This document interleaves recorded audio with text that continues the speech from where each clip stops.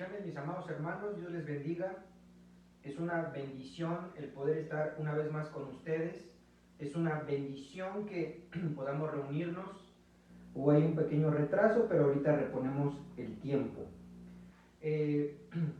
Dándoles la noticia, mis amados hermanos, de que seguimos adelante.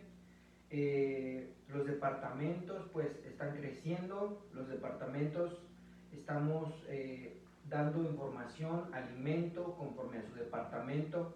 Así es que, mi amado hermano, si tú tienes en tu corazón servir al Señor, pues acércate a nosotros para que de ahí te podamos canalizar al departamento que tú elijas. En esta semana, mis amados hermanos, han sucedido cosas que son positivas para nosotros y que espero en Dios que una vez que podamos regresar a nuestras actividades presenciales, quiero hacer un llamado a todos los servidores, a todos los que están dando un servicio delante de Dios, para poderlos capacitar de una manera integral a todos los servidores. Así es que esperemos en Dios que pronto podamos regresar a las actividades presenciales, pero usted y yo sabemos que estamos en las manos de Dios. Para iniciar esta enseñanza, recuerden que los miércoles son de enseñanza. Acompáñenme por favor al libro de Mateo capítulo 12, versículo 40. Acompáñenme de favor al libro de Mateo capítulo 12, versículo 40. Yo lo tengo aquí en la versión Reina Valera 60 y me gustaría que lo leyera juntamente conmigo ahí desde su casa, esperando siempre que usted tenga ahí a la mano su Biblia o su tablet o su teléfono, con lo cual usted pueda corroborar la escritura, la palabra profética más segura, la palabra que nos viene a revelar el presente, el pasado y el futuro de la humanidad, y que de la misma manera viene a mostrarnos los planes divinos de Dios.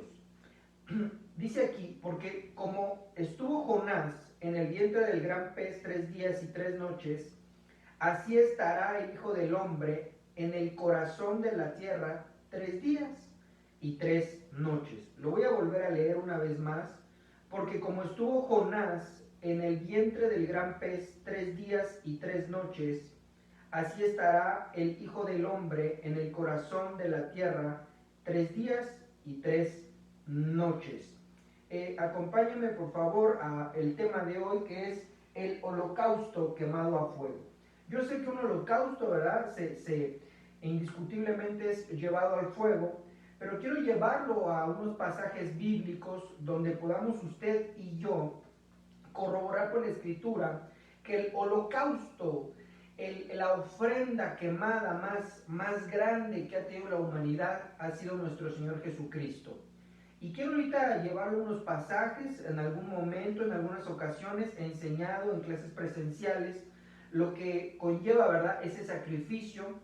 De hecho, antes de ponerle estaba pensando en un tema hermosísimo, pero que tendríamos que ampliar el horario, ¿verdad? Que tuviéramos que tener una enseñanza más allá de una hora. Y me venía a mi mente el holocausto, ¿verdad? Pero pensaba yo el macro holocausto. Se escucha un poco raro, ¿verdad? Pero macro significa grande o gigante, y cuando hablamos de este macro holocausto, es el que hizo nuestro Señor Jesucristo, pero que tendríamos que observar que eso llevó a varias tierras, a varias ciudades espirituales, donde Él visitó en esos 3 días que Él estuvo no vigente en este plano terrenal. Pero hoy en día quiero mostrarle solamente una parte de ese macro holocausto, ese holocausto que hizo Jesucristo para expiación y salvación de cada uno de nosotros. De manera, mis amados hermanos, que esto viene a ser algo bueno para nosotros, vino a ser un cambio de vida para todo el gentilicio, pero también para al pueblo de Israel. Porque antes, con una ley tan pesada, una ley tan estricta, era muy difícil que una persona pudiese ser salva. Acuérdense que antes, si alguien pecaba, tenía que ir inmediatamente, bueno, no tan inmediato, pero había una urgencia de ir, ¿verdad?, delante del sacerdote físico, delante de los levitas, y expiar su pecado, confesar su pecado, decir qué pecado había hecho, y hacer un holocausto para el Señor por perdón de pecados. Si esto no lo hacía la persona que pecaba, en algún momento, ¿verdad?, dice la Biblia que diferentes tipos de pecados eran cortados por el pueblo, o podía, ¿verdad?, ser apedreado o muerto a causa de la ley. Sin embargo, cuando llega nuestro Señor Jesucristo, hace este macro sacrificio en el universo. Podemos nosotros, por Él podemos ser salvos, por Él podemos ser, nos quita el pecado, por Él podemos usted y yo recibir grandes bendiciones. Y amado hermano, mucha gente piensa que si no recibe a Cristo puede hacerla, pero no, necesitamos a Cristo. No hay ninguna otra manera en este universo en el cual podamos obtener salvación sino por Jesucristo. No podemos usted y yo recibir bienaventuranzas, bendición, si no hemos recibido a Cristo. Nadie puede ir al Padre si no es por Cristo. Nadie, absolutamente nadie.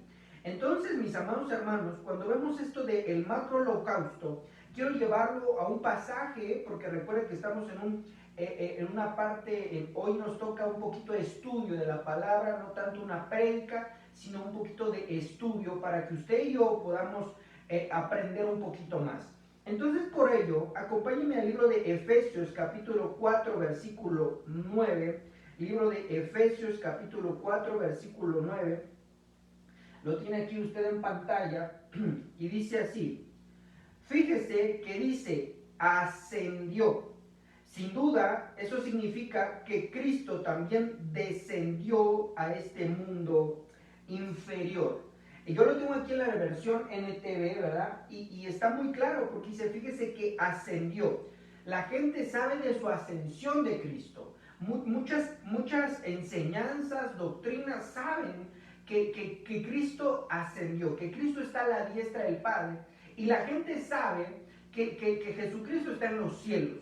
Pero muy pocos saben que Cristo descendió primeramente aquí a la tierra y también descendió, como dice aquí, al mundo inferior. En otras palabras, al infierno, a ese lugar de tormento, a ese lugar donde no hay reposo para las almas, sino que están quemándose en un fuego constante, en un fuego que la Biblia nos enseña que no, la llama no tiene una pausa, sino que todo el tiempo el alma de las personas se está quemando. Hasta el día de hoy sigue vigente el infierno.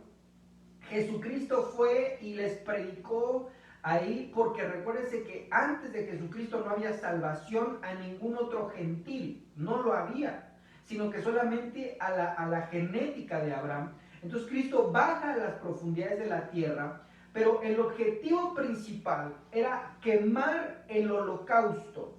¿Quién era el holocausto en ese momento? Él mismo en persona. Para que un holocausto fuera acepto, la Biblia dice que se tenía que degollar al animalito para que su sangre fuera de expiación, para poder cubrir, para los animalitos era cubrir el pecado. Entonces, posterior que se le drenaba toda la sangre al animalito, entonces, tendré que explicar una cosa más para que alguien no vaya a pensar, ¿verdad?, algo inadecuado. La Biblia dice que el alma está en la sangre. Entonces, como que se daba la vida de ese animal por la persona. El que había pecado era la persona, los animales no pecan. Entonces, la persona que pecó, entonces tendría que dar su vida, derramar su vida por causa del pecado. Porque dice la Biblia, el que peca morirá. Entonces, hacían un cambio, el animalito por la persona. De manera que entonces esa sangre se cubría ese pecado, era como un intercambio de persona para poder seguir adelante y que la persona pecadora no muriera. Entonces, posterior a que se le había drenado la sangre, entonces se abría el animal, ¿cómo lo puedo decir?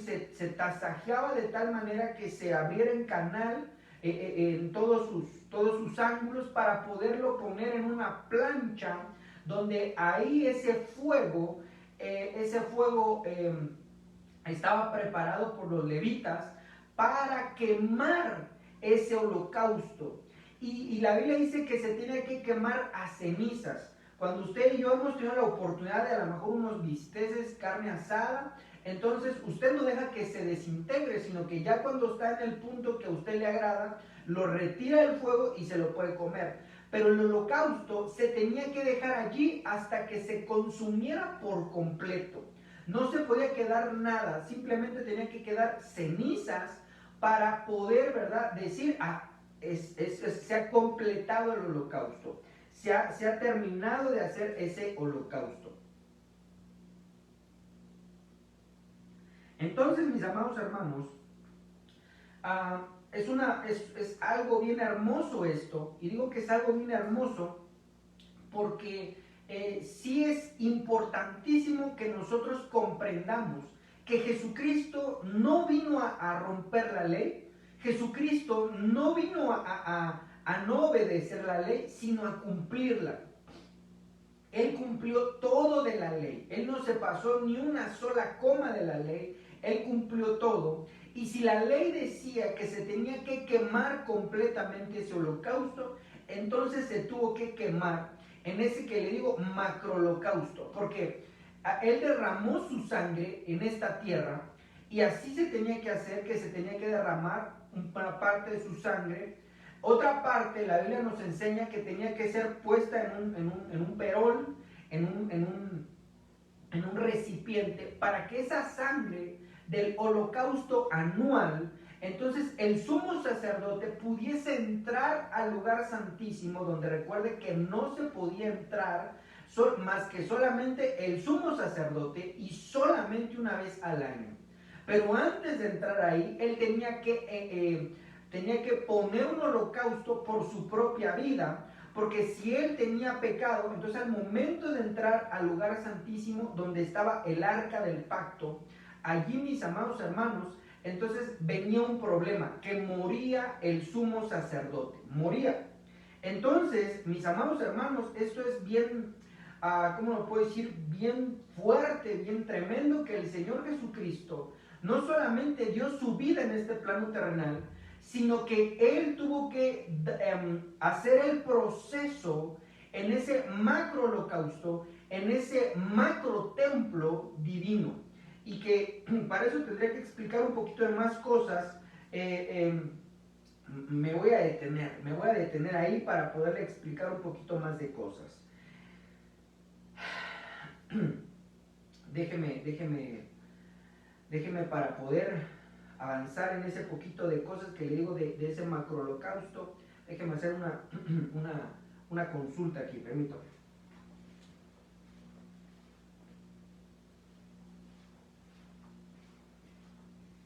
Bien. Ese macro holocausto, mis amados hermanos, se llevó a cabo.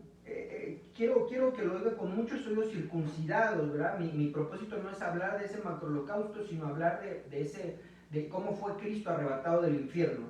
Pero sí es muy importante que yo le diga que ese macro holocausto se llevó en diferentes dimensiones, en diferentes tierras. Tierra no se refiere a una tierra física. Recuerde que está el lugar de los vivientes, el lugar de los muertos, está el lugar, hay diferentes lugares donde Dios tiene a diferentes creaciones y muchas de ellas, muchas almas humanas han llegado a esos lugares. Uno de ellos es la tierra de los vivientes, donde está Enoc o donde está Elías, y varias gente que ha sido arrebatada a lo largo de la historia están en esa tierra. Otro cúmulo de personas están en tierras, amado hermano, donde el Señor ha dispuesto, ya sea para descanso, para tormento o para preparación de las almas. Porque cuando nosotros observamos la Biblia y vemos que el que creyere en Jesucristo será salvo, pero si su alma, su espíritu no se purificó, entonces va a un lugar que también es otro lugar, ¿verdad? Otra tierra, donde Dios no le va a pedir cuentas para, ¿cómo lo puedo decir? No lo va a atormentar, pero sí va a tener que pagar ciertas deudas que tiene, porque no puede entrar al reino de los cielos nada inmundo. Entonces, si hay personas cristianas, pero no lograron purificarse, no lograron sacar de su vida el pecado o ciertos pecados, entonces va a tener que estar en una tierra donde va a tener que ser limpiada su alma para de allí poder entrar a lo que es el reino de los cielos. Entonces, cuando hablas de este macrocosmos, entonces Cristo lo hizo en este plano terrenal, derramó su sangre. Sabemos que para que le dieran la estocada final, el centurión, ¿verdad?, atravesó con su lanza el costado y salió agua y sangre. De allí, ¿verdad?, nosotros entendemos que se derramó su sangre para nuestra expiación, pero de allí, amado hermano, lo siguiente que se tenía que hacer, porque él jugó dos papeles muy importantes, tanto de holocausto como de sumo sacerdote. Entonces, la siguiente parte es que tenía que entrar al infierno a ser quemado por un fuego que no era un fuego humano, no era un fuego terrenal, más bien, porque ese fuego está puesto, ¿verdad? Desde que se abrió lo que es el pecado, ahí se instauró, ¿verdad?, lo que es el infierno o Hades. Entonces allí, hermano, es donde van las almas que no aceptaron a Cristo.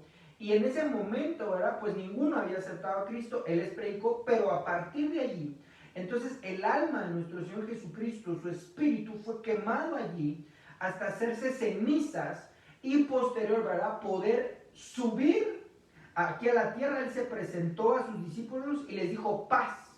Pero antes de poder subir a los cielos, recuérdese que se le presenta y alguien lo quiere tocar y dijo, no me toques porque todavía no subo a la presencia de mi Padre.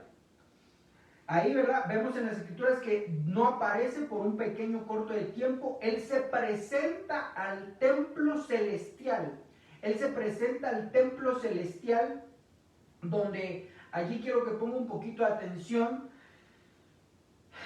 Recuerden que el templo está segmentado en tres áreas: el lugar atrio, el lugar santo y el lugar santísimo.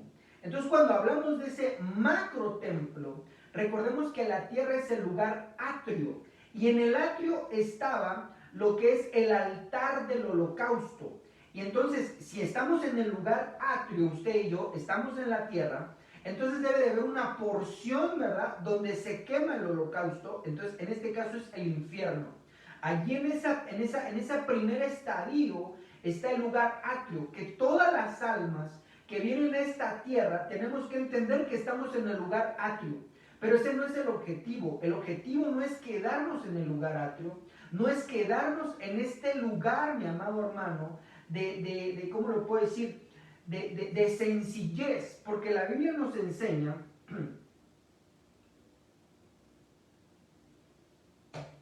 que no hay nada nuevo debajo del sol.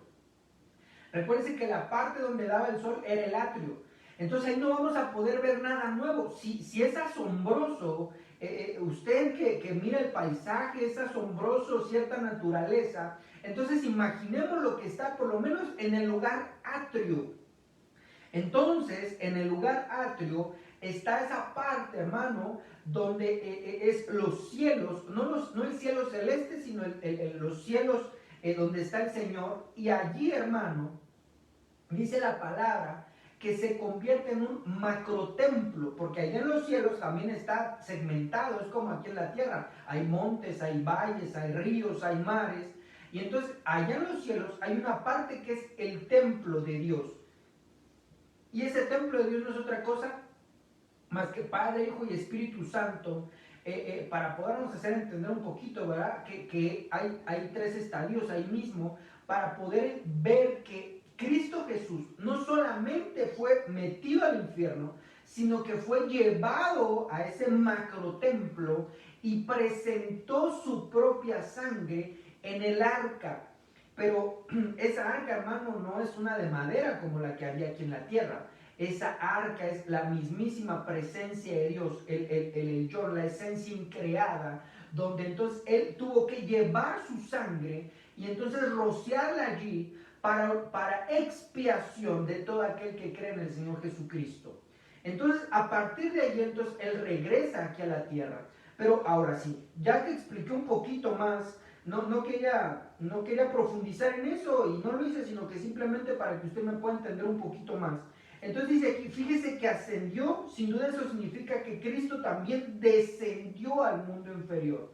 Entonces él descendió y quiero, hermano, ponerle una cita más antes de explicarle qué sucedió allá abajo en el infierno con nuestro Señor Jesucristo.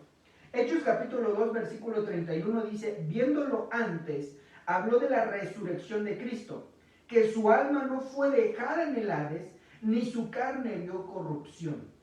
Entonces, él llegó al Hades, él llegó al infierno, a ese lugar de tormento, a esa llama eterna. Pero hermano, él no se quedó allí, porque la regla dice que si alguien ha pecado, entonces tiene que quedar allí.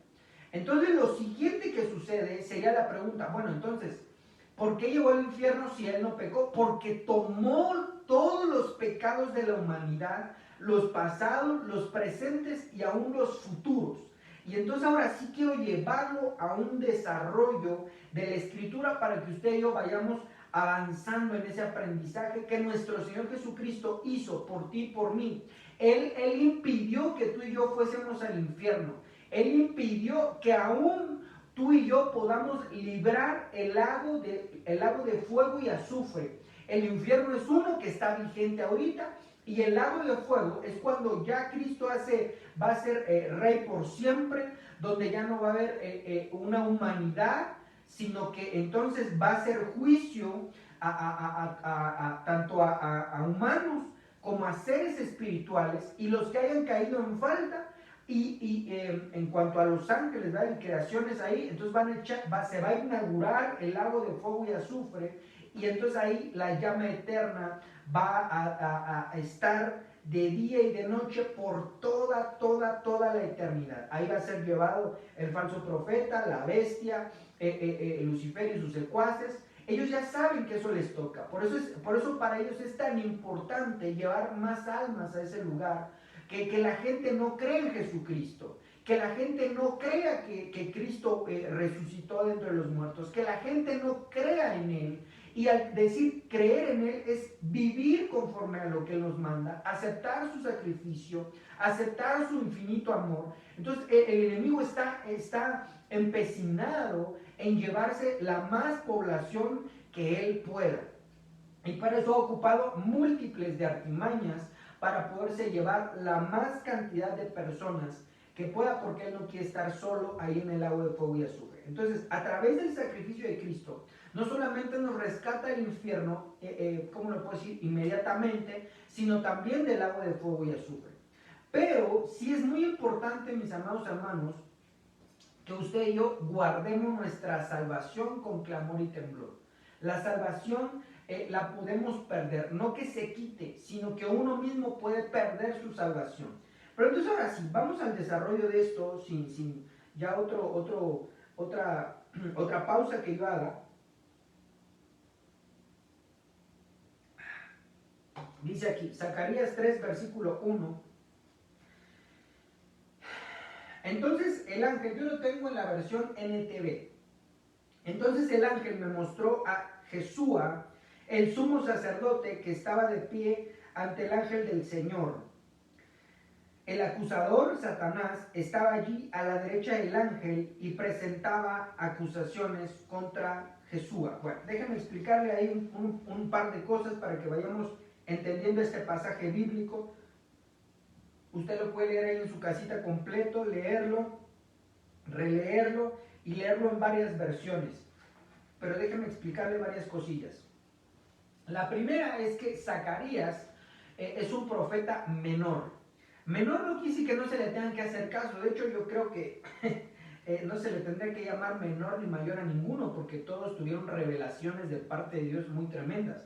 Y Zacarías tuvo unas bien fuertes. Una de ellas fue saber que iba a pasar nuestro Señor Jesucristo aún antes de que sucediera. Estamos hablando que esto Dios se lo vino a revelar aproximadamente, híjole, no estoy muy seguro, pero sí un gran lapso de tiempo, no quiso un tiempo, porque ahorita no me recuerdo si era una cantidad o la otra. Entonces sí hubo un lapso de tiempo largo, hermano, no fue ni uno de los años, fueron bastantes años en los cuales Dios le enseñó a Zacarías esta visión de lo que iba a suceder. Entonces, ahora, quiero explicarle varias cosas, y una de ellas es que Dios siempre en su gran bondad y misericordia nos va a revelar cosas. Aún la Biblia nos enseña que puede darle sueños a la gente que no es cristiana. Y tenemos ahí varios ejemplos, pero solamente quiero darle dos muy importantes. El primero fue que le dio sueños a Faraón. Faraón, hermano, era un idólatra de lo peor, ¿verdad? De hecho, los faraones se autoproclamaban dioses. Pero sin embargo, Dios le mostró un sueño para poder bendecir al pueblo de Israel. Pero es que son los planes de Dios. Pero quiere decir que Dios puede ocupar a cualquier persona para mostrarle un sueño. No significa que alguien sueñe y ya es perfecto o que tenga un grado de santidad. No, no, no. Yo creo que donde sí tendría que ser o las visiones, ¿verdad? O que escuchara la voz del Señor. Pero de allí entonces vamos a esta parte que Dios en su misericordia le muestra las cosas a la gente, le muestra cosas a la gente, en este caso a muchos profetas. Pero hermano, Dios, Él va a ocupar los elementos que cada uno tenemos, que nosotros podamos entender, que nosotros podamos asimilarlos. Porque si Él nos enseñara sus propósitos al nivel de Él, hermano, no lo entenderíamos. No seríamos capaces de comprender la mente de Dios porque su mente es infinita. Pero sin embargo, cuando Él nos manda un sueño, una visión, una palabra de profecía, Él va a darnos esa instrucción o esa enseñanza a un nivel que usted y yo lo podamos entender, a un nivel que sea práctico, que sea sencillo, y muchas veces va a ocupar ejemplos terrenales, ejemplos que para nosotros sean similares para poder entender eso. Entonces, miren, el contexto es Zacarías profeta, pero en ese tiempo estaba el sumo sacerdote Josué. En la Reina Valera 60 se le llama Josué. Pero cuando hacemos una disección, ¿verdad? Ahí en el nombre de Josué, Josué quiere decir Jesús. Entonces hubo varios Jesuses antes de nuestro Señor Jesucristo. Entonces, cuando vemos esta situación, este sumo sacerdote Josué, en el hebreo dice Yeshua, sumo sacerdote Yeshua, pero para Zacarías, realmente él así lo vio, porque dice, y yo vi al sumo sacerdote Yeshua. Entonces, Cristo, el Dios eterno, le mostró esta visión a Zacarías, para que él la pudiera escribir, pero él estaba diciendo que así como hubo un sumo sacerdote Yeshua, iba a haber un sumo sacerdote Yeshua más adelante, pero que él iba a ser el verbo hecho carne. Entonces él ve esta visión y Dios permitió, ¿verdad?, ocupar a ese sacerdote terrenal para poder entender lo espiritual. Así es Dios, para que nosotros lo podamos asimilar. Entonces, mire, amado hermano, sucedió esto. ¿Qué sucedió? Entonces Zacarías conocía bien al sumo sacerdote Josué, y entonces ve en esa visión a Josué, pero Josué no es que hubiera hecho esto, sino que simplemente Dios ocupó esa sombra, esa figura, esa silueta humana, aún su nombre de ese sacerdote, para poder entender lo que Dios tenía destinado para el Dios de dioses, Rey de reyes y Señor de señores. Entonces, ahora sí, miren. Entonces, estaba el ángel, me mostró a Yeshua, el sumo sacerdote, que estaba de pie ante el ángel del Señor. El acusador Satanás estaba allí a la derecha del ángel y presentaba acusaciones contra Jesús. Entonces, Cristo Jesús pasó acusaciones de Satanás. Él empezó a acusar, porque dice la Biblia que Él es el acusador. Él es el que... Entonces, hermanos, si alguien acusa a alguien, acusar es meter saña. Acusar es como que decir un chisme para poner en mal a alguien. Si alguien viene, ¿verdad?, y me dice, oiga, hermano Ulises, fíjese que acabo de ver que un hermano está robando carteras. Eso no es acusación, eso es, hay que ver la situación. Pero la acusación es dar un testimonio con saña para que a esa persona le vaya mal, para que esa persona, ¿verdad?, tenga un juicio. Entonces, el Satanás Satanás es el acusador por excelencia. Entonces, cuando Jesucristo estaba en el infierno, en ese holocausto, entonces Satanás estaba acusándolo delante de Dios diciendo, mira, yo sabía que no era santo, mira, yo sabía que él tenía que ir al infierno, que el Hijo de Dios ni que era. Entonces lo empezó a acusar de muchas cosas. Entonces, bien importante esto segundo, versículo 2, entonces el Señor le dijo a Satanás, yo el Señor rechazo tus acusaciones, Satanás.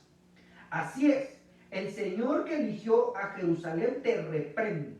Este hombre es como un tizón en llamas que ha sido arrebatado del fuego. Aleluya, hermano. Porque Jesucristo sí fue al fuego, sí bajó al infierno. Pero vea esto, dice, este hombre, porque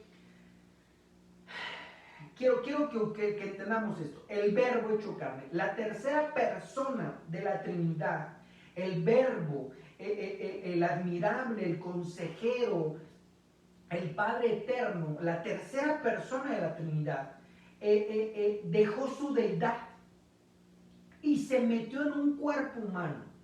Eso se lo digo así porque se metió en un cuerpo humano, Dios le preparó un cuerpo.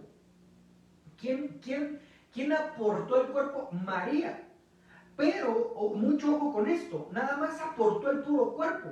¿Cómo le puedo decir? Porque no fue, no aportó ni el alma, no aportó la esencia, no aportó nada, hermano. Simplemente aportó el cuerpo de Jesús, el cuerpo de Jesús.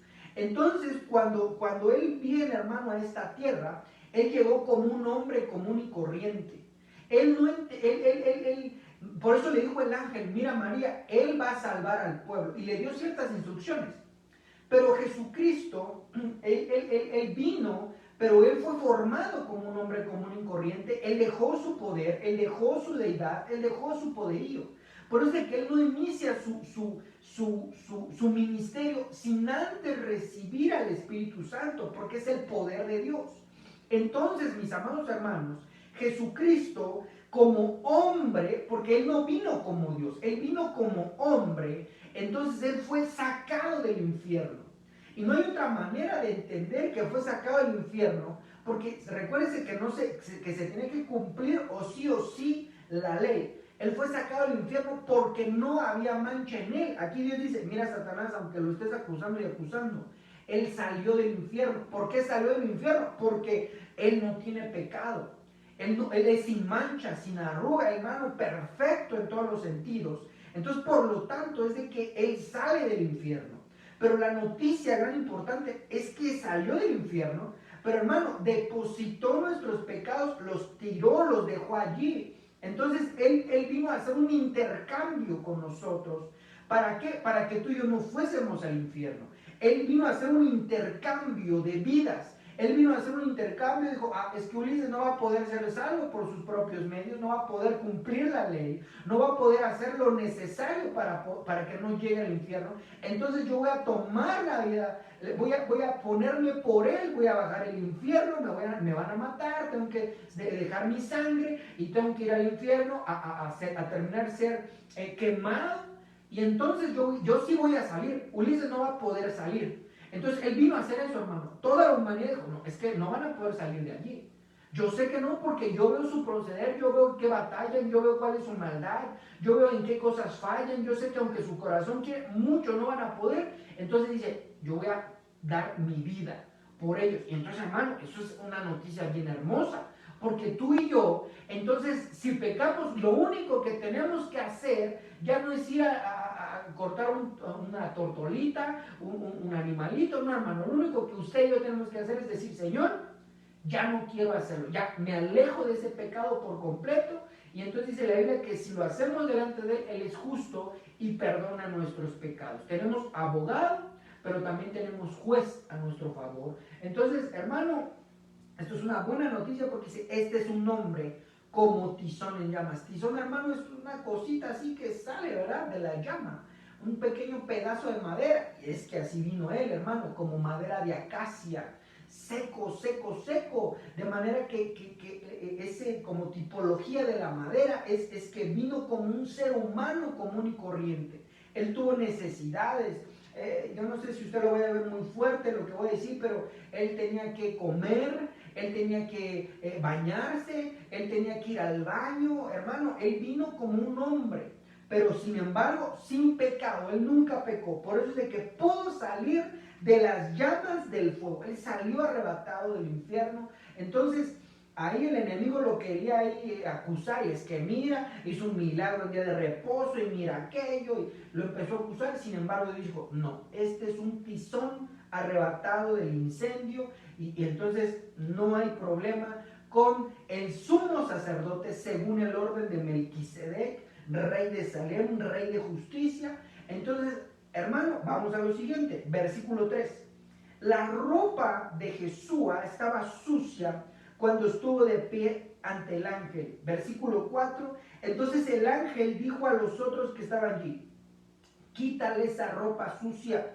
Luego se volvió hacia Jesúa y le dijo, ya ves, he quitado tus pecados y ahora te voy a dar ropa nueva y fina. ¿Por qué, hermano? Porque él se cubrió de los pecados nuestros, no eran de él. Él absorbió los pecados. Por eso recuerde lo que sucedió tiempito antes de poder dar su vida, porque nadie lo mató. No, hermano, nadie pudo quitarle su vida, porque lo que hace que la persona muera es el pecado. Pero como no tenía pecado, entonces no, aunque ya lo vean, hermano, un castigo tan garrafal, aún yo creo que ni la pasión de Cristo, la película, podría asimilar, o cómo puedo decir, ese paralelismo entre lo que sucedió verdaderamente Jesucristo y lo que las películas cuentan. Porque cuando habla de los 40 latigazos, hermano, usted piensa que a lo mejor unos latigacitos. No, hermano, le desgajaron la piel. Cuando observamos que le ponen la corona, esa corona, hermano, pues estamos hablando de centímetros que como clavos entraron. Entonces él estaba derramando sangre. Y no solamente eso, cuando lo desgarraron, le quitaron su ropa, y todo eso tiene un significado, hermano, bien hermoso para nosotros, para que usted y yo no padeciésemos muchas cosas, para que por su misericordia, por su ministración, usted y yo pudiéramos alcanzar mayores promesas. Sin embargo, entonces, viendo esta situación, no fue dejando sangre. Pero cuando él carga el madero, entonces él tuvo que recorrer, hermano, varios kilómetros para poder llegar al monte Gólgota. Cuando llega al monte Gólgota, entonces sigue tirando sangre, hermano.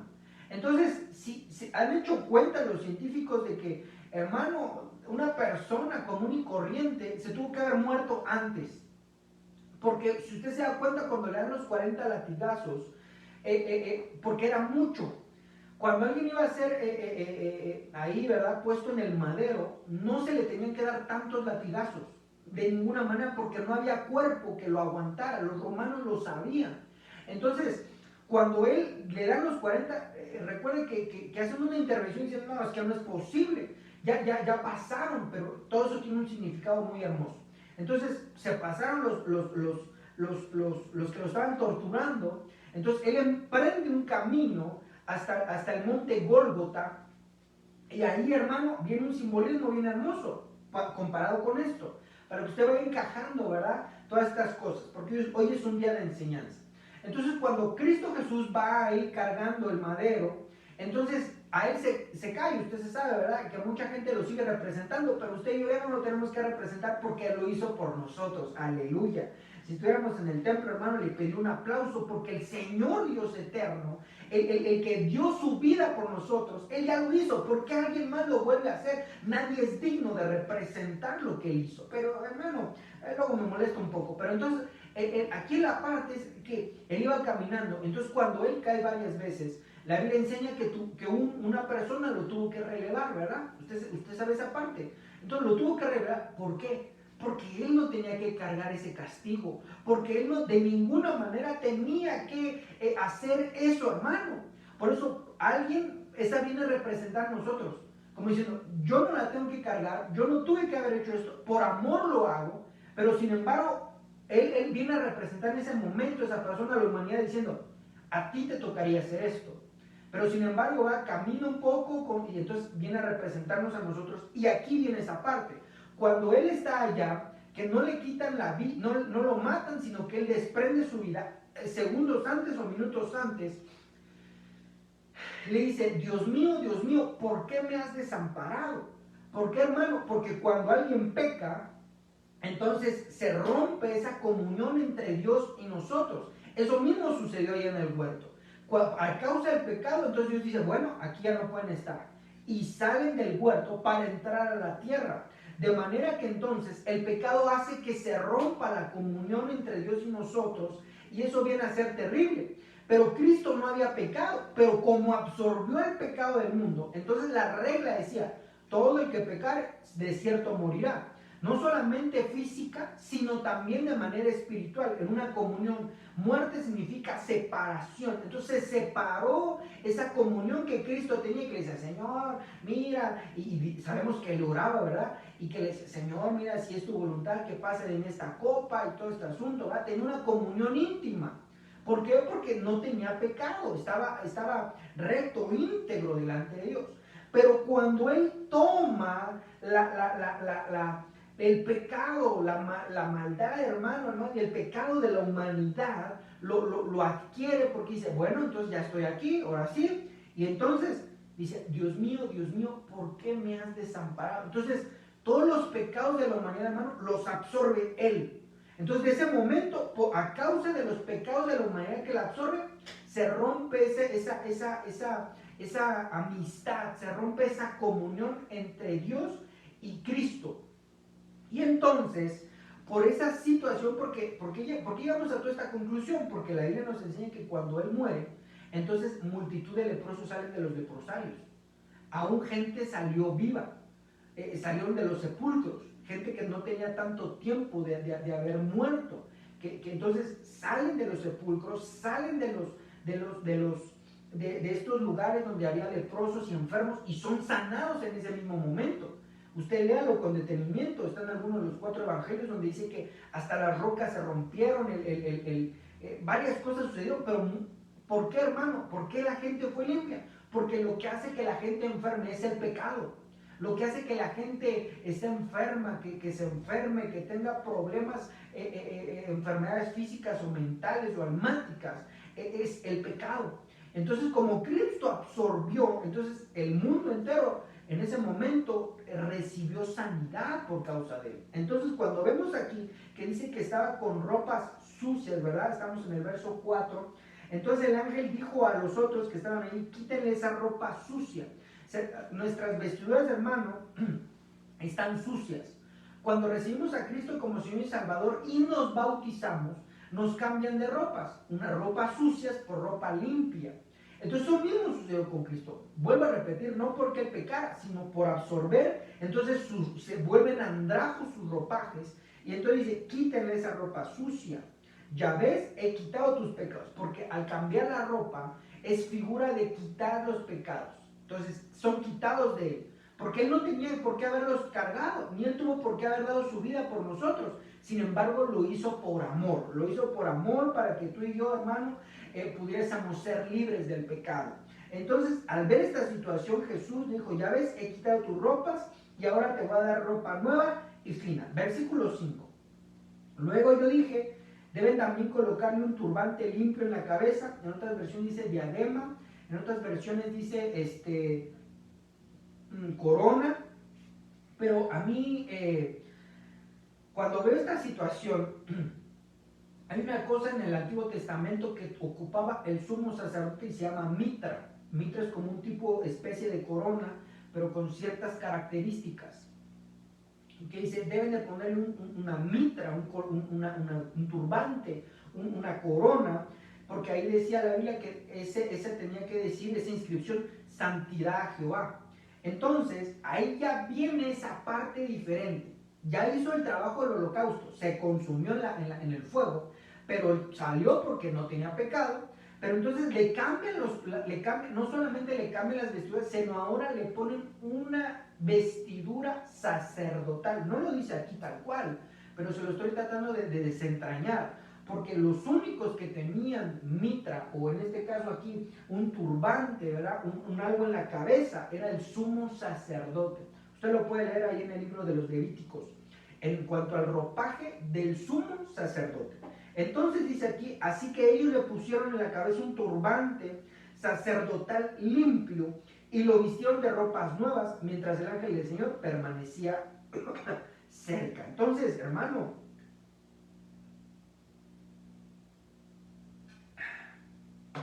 no hay Dios que pueda hacer esto. No hay Dios que pueda realizar una obra tan enorme. No hay Dios que ni siquiera se sacrifique ni por sus amigos. Pero habrá gente que, es que si hay gente que se ha sacrificado por su familia, no tendría chiste. Y le digo que no tendría ninguna, ¿cómo lo puedo decir?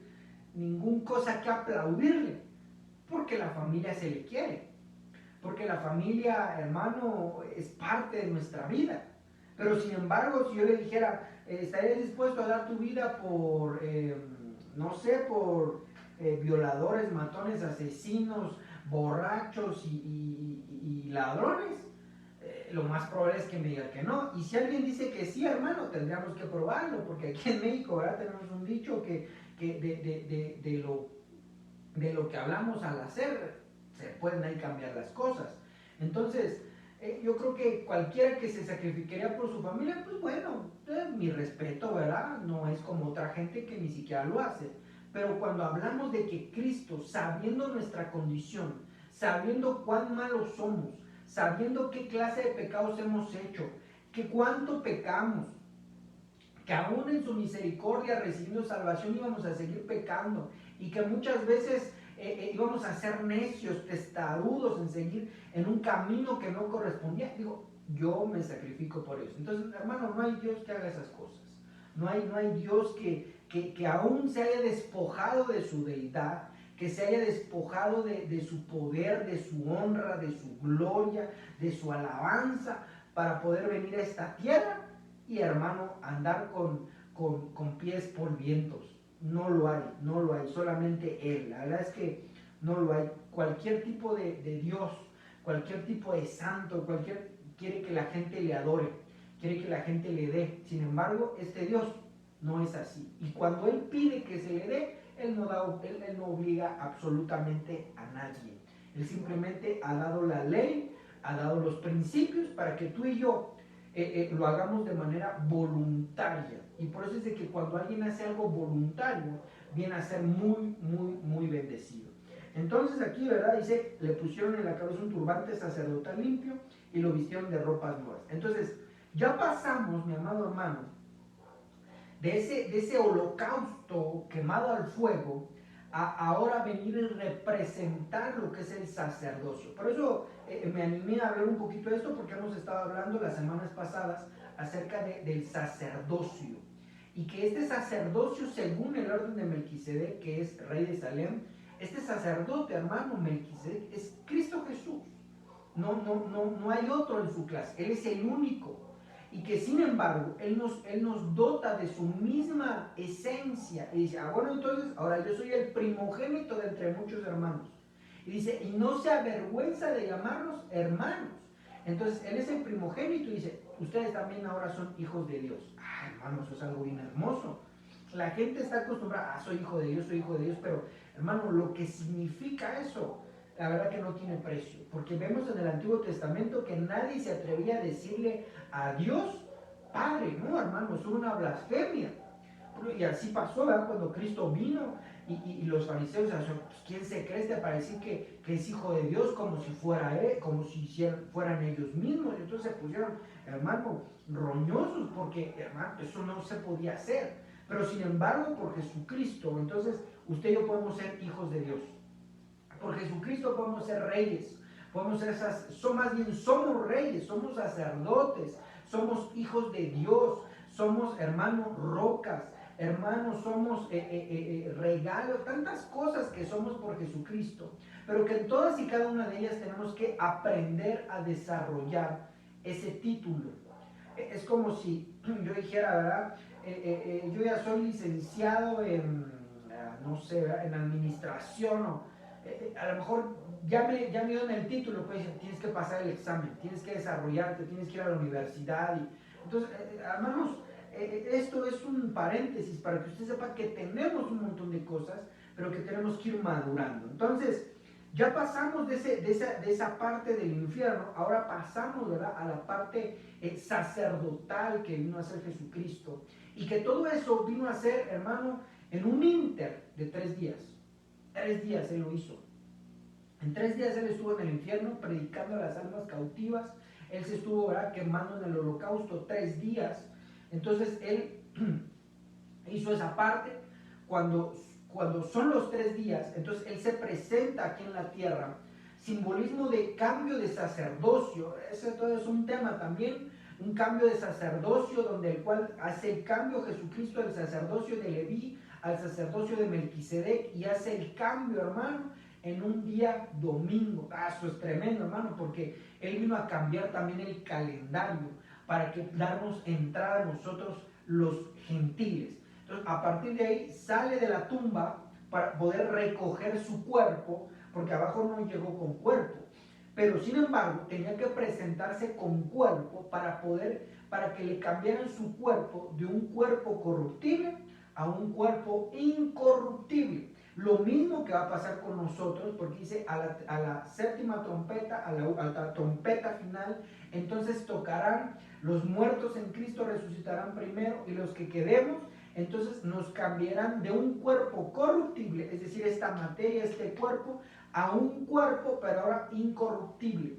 Y entonces le cambian el cuerpo para poder entrar, ¿verdad?, al lugar que le dije, al macrotemplo. Y entonces Él viene aquí a la tierra, toma su cuerpo, sube a los cielos para poder hacer ahora el trabajo sacerdotal, pero sigue llevando su sangre para poderla meter en el macrotemplo de Dios.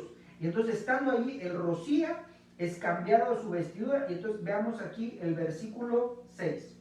Entonces el ángel del Señor habló solemnemente a Jesúa y le dijo: el Señor de los ejércitos celestiales dice: si tú sigues mis caminos y me sirves con cuidado, recibirás autoridad sobre mi templo y sobre sus atrios, y permitiré que camines entre los otros que están aquí. Y hermano, Él recibió eso porque cuando dice, si sigues mis caminos, pero es claro que Él lo siguió. Entonces ahí se da ese cambio de sacerdocio, y entonces Él oficia, hermano, allá en los cielos. Allá en los cielos Él oficia, pero sin embargo, Él quiere que usted y yo seamos sacerdotes conforme a ese linaje de Melquisedec, que es Jesucristo, para que usted y yo podamos oficiar en nuestras casas. Oficiar se oye así como medio raro, ¿verdad?, pero es servir a Dios todo el tiempo. Servir a Dios en todo momento, en nuestras casas, en nuestros negocios, en el camino, que podamos oficiar, hermanos, servir a Dios dentro y fuera de la casa, dentro y fuera del templo, y que en todo momento usted y yo estemos dispuestos para servirle al único Dios que ha hecho los cielos y la tierra. Entonces dice aquí, y recibirás autoridad sobre mi templo y sus atrios. Y esa autoridad la tiene, porque está sentado a la diestra del Padre. Permitiré que camines entre los otros que están aquí. Y cierro con este versículo, porque dice: escúchame, oh Jesúa, sumo sacerdote, y ustedes los demás sacerdotes. Ustedes son símbolo de lo que está por venir. Pronto traeré a mi siervo llamado la rama, el renuevo. Entonces hay un cambio de sacerdocio, pero esta visión que Dios le dio a Zacarías era para que entendieran los sacerdotes de ese momento, los levíticos, los de Leví, del linaje de Leví, que Dios iba a cambiar las cosas, que iba a poner ahora un sumo sacerdote, que es Cristo Jesús, que no solamente se ofreció como cordero, sino que también vino a oficiar delante de Dios, y que, hermano, esto iba a venir pronto, y sucedió. Y entonces quiero que cerremos con esto antes de orar. Y no por sangre de machos cabríos ni becerros, sino por su propia sangre, entró una vez para siempre en el lugar santísimo, habiendo obtenido eterna redención. Así es que, hermanos, tenemos que estar agradecidos con Dios todo el tiempo. Tenemos que entender el sacrificio que Él hizo. Tenemos que valorar lo que Él nos ha dado. Y que, hermano, estoy seguro que no hay otro Dios como Él. No hay otro Dios que el simple hecho, hermano, de dejar su deidad, su poderío, no lo hay. Hermano, todo, aún gente quiere tributo, aún gente quiere que se le reverencien, quiere que le den, pero sin embargo Él no es un Dios que pida, Él es un Dios dador, dador de vida, dador de múltiples cosas. Cerremos con esto. Entonces dice, y por sangre, sino por su propia sangre, entró una vez para siempre en el lugar santísimo, habiendo obtenido eterna redención. Así es que, si tú has creído en Jesucristo, tienes redención de pecados. Y como pasó, ¿verdad? No me acuerdo si fue ayer, creo que sí, la cápsula doctrinal de salvación, que si tú has creído en Jesucristo, no solamente eres salvo del agua y de fuego y azufre, sino que eres salvo de toda circunstancia, necesidad, ayuda, todo, eres salvo por Cristo. Y así es que, amados hermanos, tenemos que estar agradecidos con este Dios glorioso, bendito entre todas las naciones. Así es que oremos, amados hermanos, y nos despedimos. Espíritu Santo de Dios, bendito, glorioso, deseado de las naciones, tú que diste tu vida ahí en ese madero, en ese lugar donde no solamente te torturaron, sino que estuvieron haciendo mofa de ti, te estuvieron molestando. ¿Cuántas cosas padeciste por nosotros, Cristo Jesús?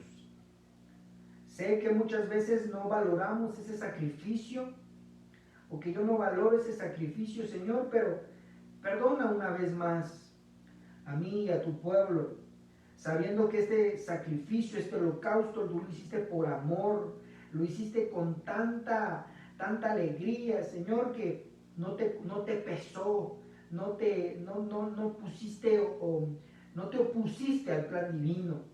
Te damos las gracias, Salvador nuestro. Te damos las gracias porque nosotros teníamos que derramar sangre a causa de nuestros pecados, aún teníamos que ir al infierno, y sin embargo tú tomaste nuestro lugar. Tomaste nuestro lugar para poder ser libres, para poder ser sanos, para poder ser hijos tuyos, para poder ser herederos y coherederos de tu gracia. Te agradecemos, Padre Santo, te agradecemos por lo que nos das, te agradecemos, Padre Eterno, por tu Hijo Jesucristo, te agradecemos, Jesucristo, por tu Espíritu Santo que nos has enviado, que nos consuela, que nos ayuda, que nos anima, que nos impulsa a seguir adelante. Te damos las gracias, te honramos, te bendecimos, y yo te suplico que nos sigas trayendo revelación y bendición para poder seguir aprendiendo de tu hermosa palabra. Tantas cosas que están escondidas, tantas cosas que son un misterio, pero danos esa gracia delante de ti para poder aprender aún esos misterios que tienen grande bendición para nosotros y para nuestras vidas. Aprendiendo, Señor, también del mundo espiritual, aprendiendo, Señor, las artimañas del enemigo, aprender los protocolos divinos, aprender, Señor, la manera de cómo agradarte.